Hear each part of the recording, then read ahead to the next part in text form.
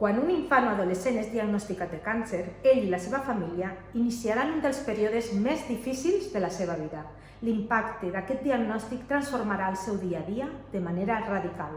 Aquest infant o adolescent ja no podrà anar a l'escola o a l'institut i en el seu cos també experimentarà grans canvis. Estarà cansat, debilitat, potser li cau el cabell, li canviarà el color de pell, es trobarà malament. Es convertirà als ulls de moltes persones en un infant o adolescent diferent als altres, un infant o adolescent malalt.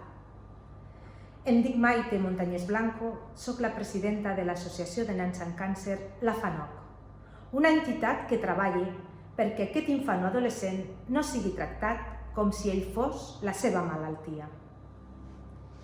La nostra missió principal és acompanyar les famílies en tot aquest procés, respectant sempre l'etapa vital de l'infant, atenent les necessitats psicosocials i treballant de valent, colze a colze, amb hospitals i administracions, per garantir que el suport a les famílies sigui sempre gratuït.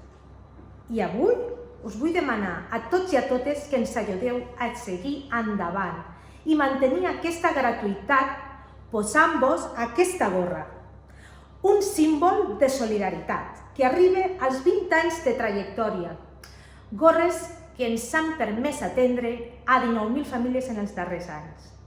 Un gest molt senzill que té un gran impacte, una gorra que ens fa iguals. Amb ella diem als infants i adolescents amb càncer i les seves famílies que no estan sols. Avui hauríem d'estar de festa al carrer, amb tots vosaltres, celebrant aquest aniversari tan especial i significatiu. Però, com sabeu, la situació de pandèmia no ens permet ajuntar-nos.